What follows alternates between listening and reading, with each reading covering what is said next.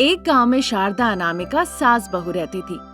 शारदा का बेटा रमेश छोटा मोटा काम करके अपने परिवार को चलाया करता था।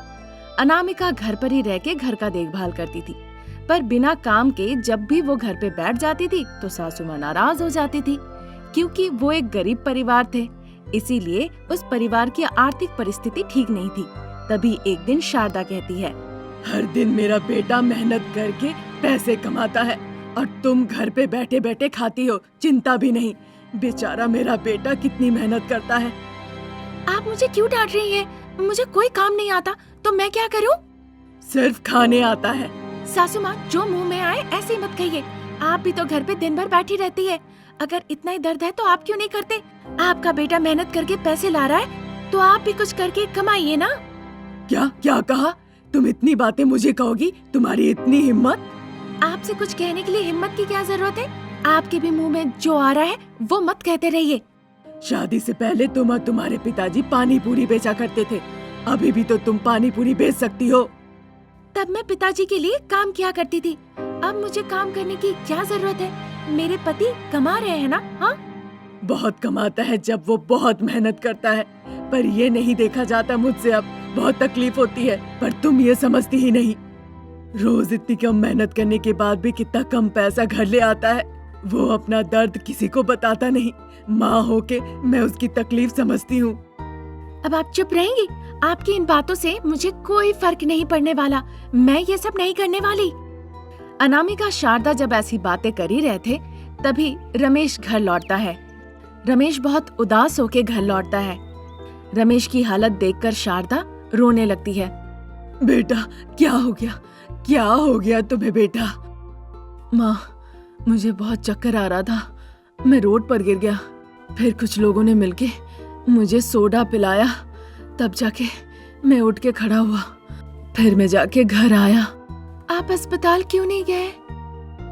नहीं अनामिका, दवाई के दुकान से जाके दवाई ले आया हूँ। अस्पताल जाऊंगा तो फिर हजार रुपए लगेंगे, इसीलिए मैं दवाई लेकर आ गया।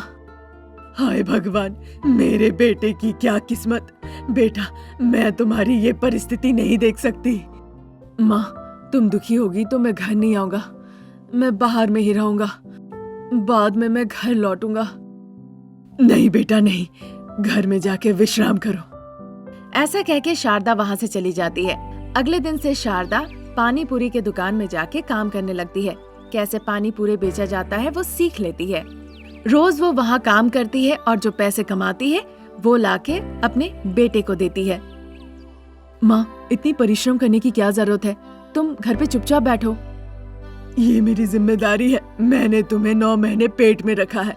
अगर तुम दुखी हो तो मैं कैसे चुप रह सकती हूँ? तकलीफ होती है मुझे। मुझे माफ करना माँ, इस उम्र में मैं तुम्हें तकलीफ दे रहा हूँ। अरे बेटा, तुम दुखी मत हो। रमेश और शारदा की ऐसी बातें सुन के अनामिका को बहुत जलन होती है। सासू माँ को छोटा दिखाने के लिए अनामिका एक नया पानी पूरी का व्यापार शुरू करती है। अजी, मैं भी पानी पूरी बेचना चाहती हूँ। कल से मैं अपना व्यापार शुरू कर दूंगी, ठीक है?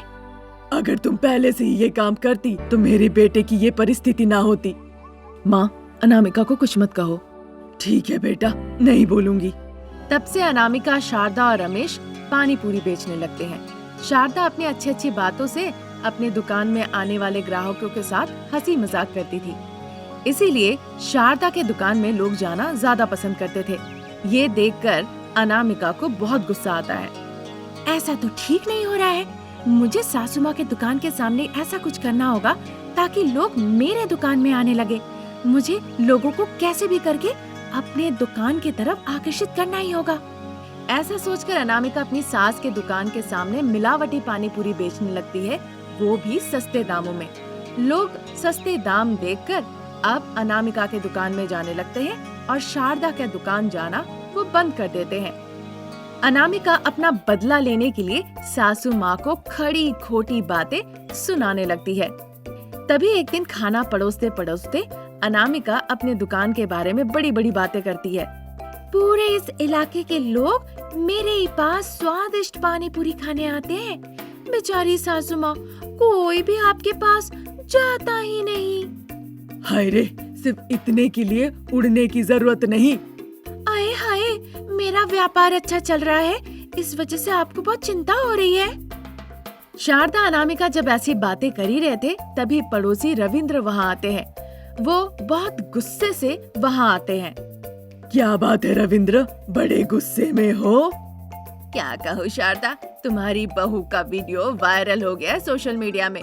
वीडियो में देखा जा रहा है कि मिलावटी करके वो पानी पूरी बना रही है, खुद ही देख लो।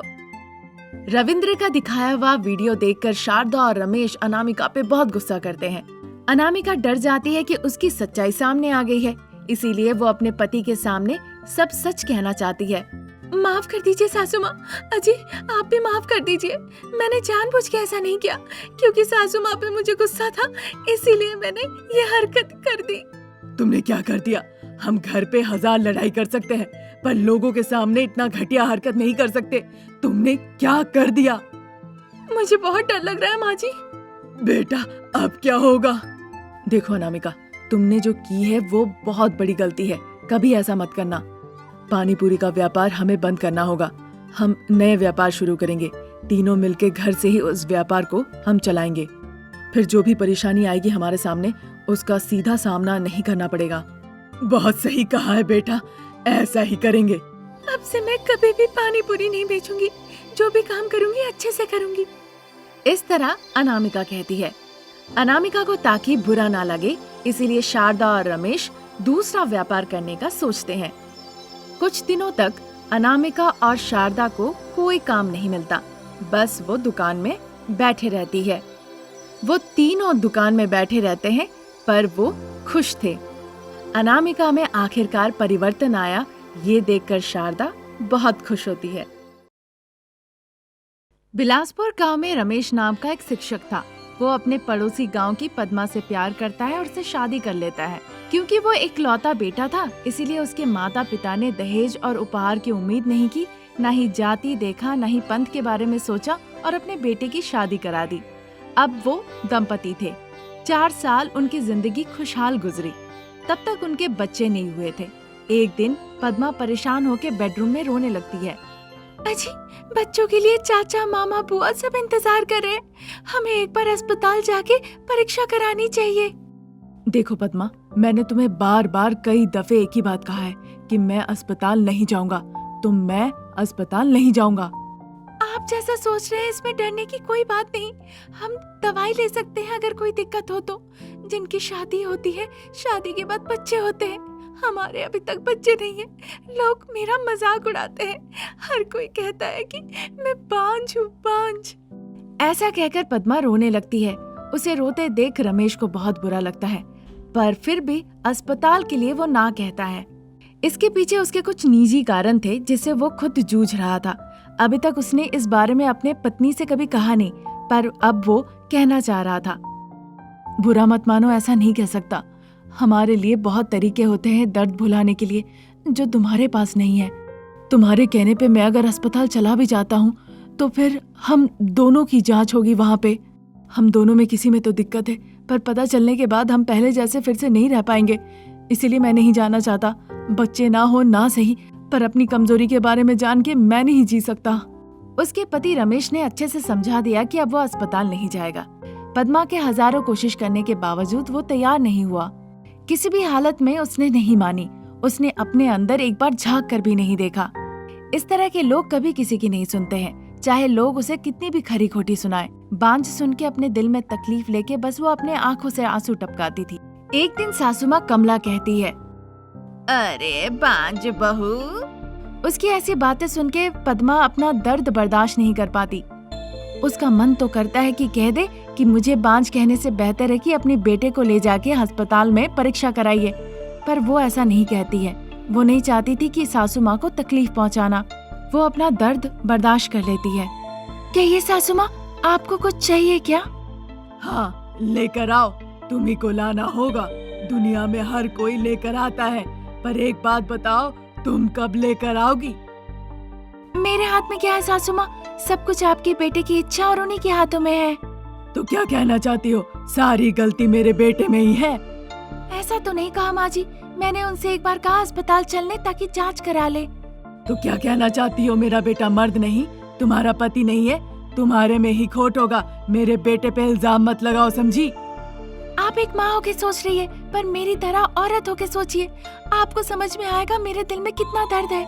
आपको पता नहीं लोग मुझे किस तरह की बातें सुनाते रहते हैं।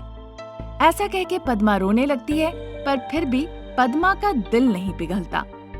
एक बार के लिए उसके पास जाके मत रो, क्यों रो रही हो, मैं उसे समझाऊंगी, तुम चिंता मत करो, इस तरह का एक भी शब्द कमला के मुंह से नहीं निकलता। अरे पद्मा, बांझ कहीं की, कहाँ हो तुम? क्योंकि पद्मा काम कर रही थी, सासू माँ की आवाज सुन के पद्मा वहाँ से भाग के आती है। अरे पद्मा, कब मैंने तुमसे कहा था कि गर्म पानी ला दो? तभी मैंने आपको गर्म पानी दे दिया था। आपको और गर्म पानी चाहिए क्या? ला के मेरे मुंह पे डाल दो। पानी बहुत गर्म होगा माँ जी, ला के अगर दे दूं तो आपका चेहरा जल जाएगा। क्योंकि मैं बांझ हूँ और सासू माँ मुझे परेशान कर रही है, तो गर्म पानी लाके उस पे डाल के उसे मार दूंगी, यही तुम सोच रही हो ना? दुखी होकर पद्मा गर्म पानी लाके बकेट में डाल देती है। फिर कहती है, क्यों सासू माँ, क्यों हमेशा आप मुझे बांझ क्यों कहती है? अगर कोई और कहे तो आपको मुझे कुछ और कह के हिम्मत देना चाहिए, उल्टा आप मुझे इस तरह से तकलीफ देती है, ऐसा क्यों? पद्मा की ऐसी बातें सुन के वो गुस्से से गर्म पानी लेती है बाल्टी से और जग से उसके चेहरे पे छिड़क देती है। पद्मा जोर से चिल्लाने लगती है, अरे मैं जल गई, मैं जल गई। वो जोर जोर से रोने लगती है। पद्मा के चिल्लाने की आवाज सुन के रमेश वहाँ पर भाग के आता है। पद्मा वहाँ पे दर्द के मारे रो रही थी। क्या हुआ पद्मा, तुम्हारे चेहरे में क्या हुआ? तुम आए हो, देखो तुम्हारी माँ मुझे बांझ बांझ कही और गर्म पानी लेके मेरे मुंह पे छिड़क दी। मेरा चेहरा जल रहा है, मैं ये दर्द बर्दाश्त नहीं कर पा रही हूँ, तुम अपने हाथों से मेरी जान ले लो। पद्मा की बातें सुन के रमेश अपने माँ पे गुस्से से कहने लगता है, माँ, बच्चा ना होने पे कोई इस तरह से जानवर जैसा बर्ताव करता है? बांझ बांझ कहने से बेहतर है तुम अपने हाथों से उसकी जान क्यों नहीं ले लेती हो? माँ, हमेशा ये सरदर्द नहीं चलेगा, नहीं तो मैं कहीं और जाके रहने लगूंगा, अलग परिवार शुरू करूंगा। उसने जो कहा तुमने मान लिया? तुम्हें लगता है मैंने गर्म पानी फेंका है? तुम्हें लगता है कि ये सारी गलती मेरी है? क्या कहा उसने? उसने कहा कि मैं मर्द नहीं हूँ या फिर मैं बच्चा नहीं देना चाहता हूँ? क्या कहा उसने, बताओ? वो मेरा मुंह पकड़ के बोली, तुम मेरे बेटे नहीं हो, तुम मर्द नहीं हो, तुम उसके पति नहीं हो। ये सब सुन के मैं गुस्सा बर्दाश्त नहीं कर पाई और गर्म पानी उस पे फेंक दी। रमेश बिना कुछ कहे फिर पद्मा को लेके अपने कमरे में चला जाता है। वो पद्मा को बेड पे सुलाता है। पद्मा का चेहरा लाल हो गया था। देख के रमेश को बहुत बुरा लगता है। वो दवाइयाँ लाके उसके चेहरे पे लगा देता है। पद्मा सो जाती है। कुछ दिन ऐसे ही निकल जाते हैं। पद्मा का चेहरा अब साधारण हो गया था। एक दिन घर का सारा काम करके पद्मा को बहुत भूख लगती है। पद्मा प्लेट में अपना खाना निकाल के खाने ही जा रही थी कि तभी वहाँ कमला आ जाती है। पद्मा के प्लेट में खाना देखकर कमला कहने लगती है, खाओ बेटा खाओ, हम चाहते हैं तुम खाओ, हमारे लिए बच्चे बच्चे जरूरत नहीं, तुमने खाया, तुमने सोया, यही काफी है। ऐसे ही दिन निकलेंगे फिर तुम खा लेना। बहुत हो गया, जहाँ जाती हूँ वहाँ शर्मिंदगी। जब लोग पूछते हैं पोता कहाँ है, पोती कहाँ है, कोई जवाब नहीं होता मेरे पास। मैं ऐसी परिस्थिति में हूँ कि मेरी जिंदगी बेकार है। छी छी।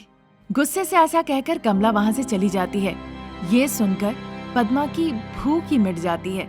इस तरह दिन में कम से कम एक बार पद्मा का मौत से सामना जरूर होता था।